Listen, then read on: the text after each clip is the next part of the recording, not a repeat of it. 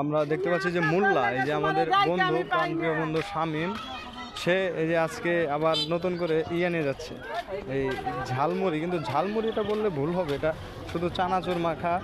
এখানে আমরা 200 টাকার চানাচুর মাখা নিয়ে নিয়েছি, ঠিক আছে না মোল্লা? একবার এটা কিন্তু সবটাই ফাপড়। এখানে শুধুমাত্র 30 টাকার ঝালমুড়ি, 30 টাকা সবটাই ফাপড় ছিল। কিন্তু এখন আমরা যে এগুলো খাওয়ার জায়গা খুঁজে পাচ্ছি না।